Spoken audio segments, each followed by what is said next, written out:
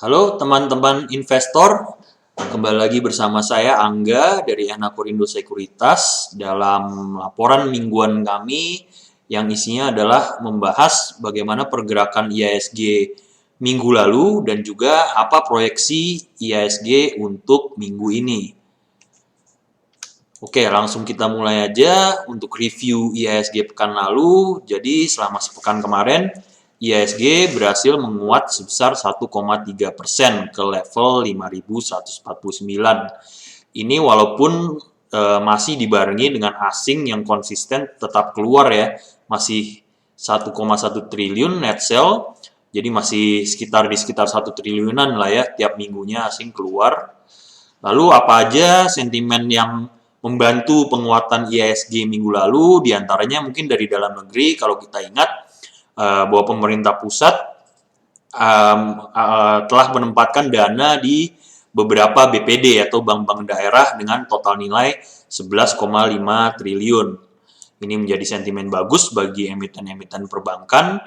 Lalu dari luar negeri ya, ada hasil rapat The Fed pada hari Jumat yang memutuskan untuk menahan suku bunga acuannya. Tapi yang penting itu bukan menahan suku bunganya, tapi adalah bahwa mereka menegaskan komitmen bahwa The Fed akan terus mendukung perekonomian Amerika dalam menghadapi krisis COVID-19 ini. Oke, secara sektoral, pekan lalu melanjutkan tadi poin sentimen penempatan dana di bank daerah yang mengalami peningkatan terbesar adalah sektor finance ya, dengan penguatan mingguan sebesar 2,7%. Sedangkan untuk industri dengan pelemahan terbesar dialami oleh industri dasar atau basic industry yang turun minus 3,4%. Itu diantaranya ada penurunan dialami oleh saham WSBP yang ada berita bahwa akan ada penundaan pembayaran kupon obligasi. Lalu juga ada saham lain ya, yaitu Java yang mengalami penurunan pendapatan. Terus juga dari saham BRPT yang mengalami penurunan juga. Itu saham-saham yang ada di kategori basic industry. Lalu untuk saham-saham yang dibeli oleh asing dengan pembelian terbesar diantaranya UNVR dan dengan BBCA. Lalu yang mengalami penjualan asing terbesar ada emiten Tower dan MNCN. Oke, kita lanjut ke perkiraan pekan ini, sentimen-sentimen apa aja yang akan mempengaruhi pergerakan IHSG. Ini tentu di awal bulan ya, ada jadwal rilis data ekonomi rutin seperti PMI manufacturing, lalu inflasi bulan Juli 2020 yang diperkirakan masih akan cukup rendah lah, di bawah 2%.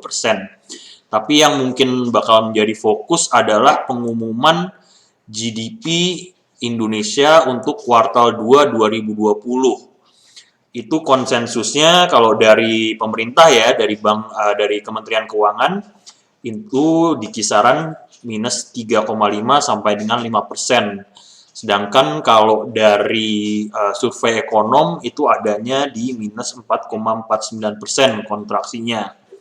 Ini kalau memang terjadi, jadi mungkin sudah 2 kuartal berturut-turut Indonesia mengalami perlambatan ekonomi ya, yang berarti akan masuk ke status resesi teknikal. Oke, ini jadwalnya. Jadi seperti biasa di awal bulan ada PMI manufacturing dan CPI, ini inflasi ya. Dan bukan dari Indonesia, juga mungkin ada dari Amerika ya, yang di awal bulan seperti biasa akan mengumumkan data PMI-nya. Sedangkan yang ditunggu itu untuk GDP akan ada di tanggal 5 Agustus. Oke, untuk kalender corporate action mungkin yang perlu dicermati ini ada tanggal 4 Agustus ya, ini ada 3 emiten yang akan jatuh tanggal cum dividennya atau tanggal terakhir pemegang saham akan mendapatkan dividen. Saham-sahamnya adalah UNVR, SMSM, Akra. Ini saham-saham yang cukup liquid ya, masuk ke dalam indeks Kompas 100. Lalu mungkin yang bisa dicermati lagi ada jadwal LUPS dari ACES atau Ace Hardware yang akan diadakan tanggal 5 Agustus. Oke, kalau untuk grafik IHSG mingguan, ini kita bisa lihat pergerakan IHSG ini masih dalam tren naik ya, secara menengah ya. Jangka menengah, ini sebenarnya minggu lalu itu ada pola doji, seolah-olah akan sudah kehabisan tenaga, tapi ternyata indeks masih berhasil menguat di minggu ini. Volume juga masih cukup stabil, walaupun minggu lalu maksud saya, itu cuman ada 4 hari trading. Jadi sebenarnya ini pertanda yang cukup baik kalau IHSG akan melanjutkan penguatannya di minggu ini. Tapi saya lihat kalau ditarik dari level resistennya, penguatannya sudah tidak terlalu banyak lah, 5.160. Jadi kalau ada penguatan kita ramalkan akan cukup terbatas. Oke, mungkin sekian itu saja untuk review IHSG minggu lalu dan proyeksi IHSG minggu ini. Terima kasih.